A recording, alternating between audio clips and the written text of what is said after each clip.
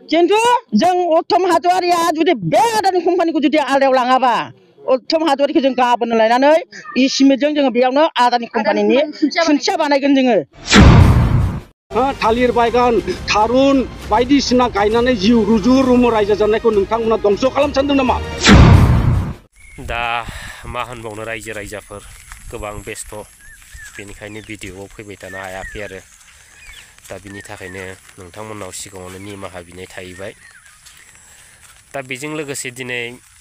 मोनसे गुसुं आपडेट लानानै फैलायबाय नोंथांमोना भिडिअ'खौ जोबजासे नायलांदोलाय आरो दा दिनैनि दिनाव पर्बतजरा बासबारि दिनै आदानि कम्पानिनो हा हगारनायखौ लानानै जोंनि रायजो राजाफ्रा गोबां खुद्रिसारदों आरो बोराबदों। सोरनि सायाव?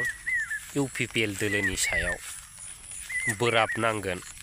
खुद्रिनांगोन आरो गोसो जायोबा बिथांमोनखौ होसोनांगोनबो आरो दा सिदा बाथ्रा दिनै बै जायगायाव रायजो राजाफ्रा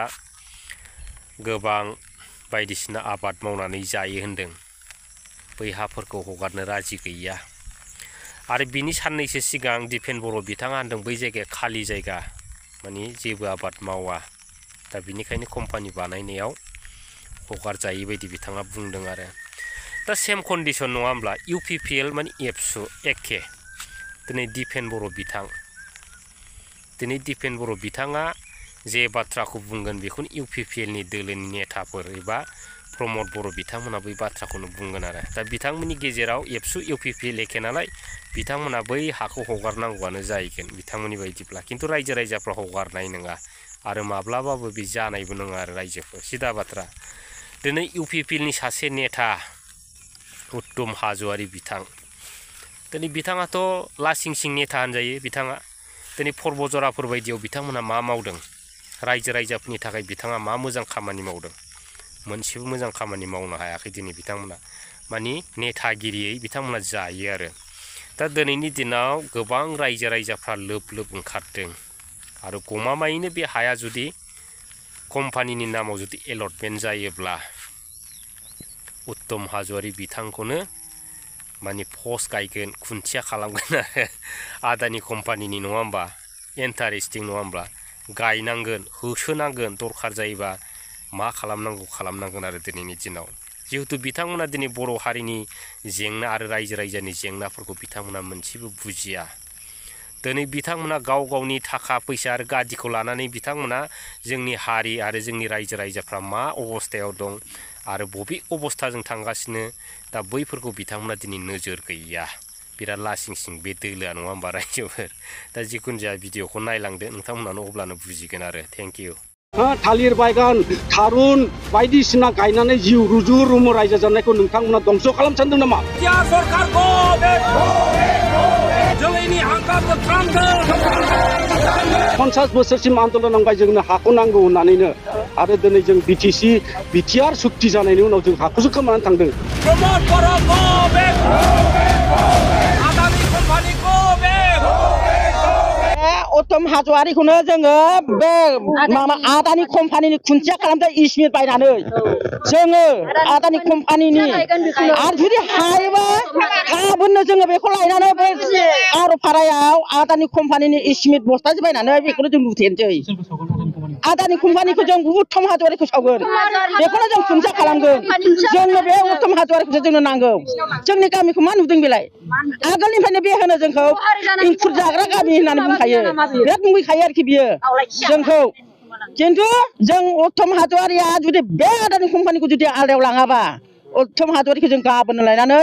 इसिमेटजों जोङो बेयावनो आदानि कम्पानिनि खुन्थिया बानायगोन जोङो बेखौ खिन्थु बुजिनानै लाथों आरो बेखौ गाबोननिफ्राय जुदि रायजो राजाफोरजों फैनानै समाधान खालामफैयाबा बे खोथा गाज्रि जागोन। मैयाबो दिपेन बर'आ फैदोंमोन बिथाङा ससेल' फैनानै आबसु अफिसनिफ्राय किसुमान माने मिडियायाव लेक्सार होनानै थांदों खारन बिथांखौ आं खावलायनो सानदों सुख दुख रायजो राजानि सुखु दुखुखौ नायनोब्ला बे हानि अबस्थाया मामोन एक्चुअलि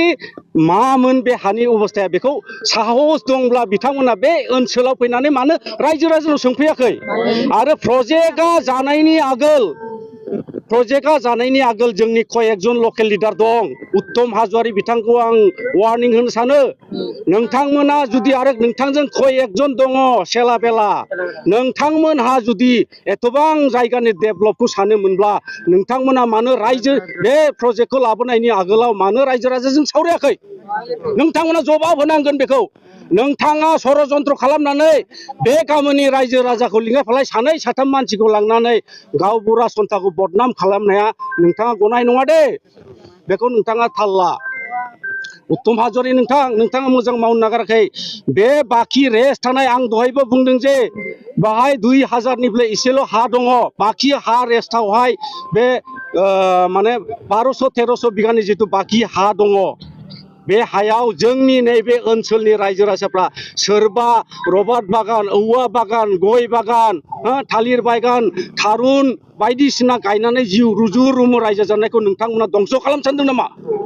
नोंथांमोना बिनि सायाव बिबासना गैया नोंथांमोना साननो रोङा नामा सुबुं जिउखौ एथ' बोसोरनिफ्राय 1955 जोंनि बे ओनसोलाव माने जमिनदार आमोलनि आगोलनिफ्राय भारत स्वाधीननि आगोलनिफ्रायनो बे ओनसोलाव रायजो जाफैनाय रायजो राजाखौ नोंथांमोना मा खालामनो सानदों दिनैहाय जों बिनि थाखायनो आन्दलन नांबाय 50 बोसोरसिम आन्दलन नांबाय जोंनो हाखौ नांगौ होननानैनो आरो दिनै जों बिटिआर सुक्ति जानायनि उनाव जों हाखौसो खोमानानै थांदों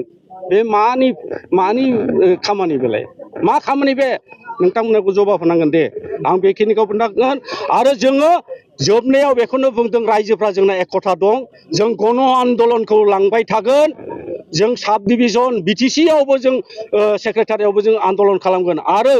नोंथांमोनहा जुदि बेयावबो जर जबस्ति बे थार्मेल पावार प्रजेक्टखौ इनस्टलेशन खालामनो सेस्था खालामोबा खिन्थु जों आयेननि बेब'स्थाथिं थांगोन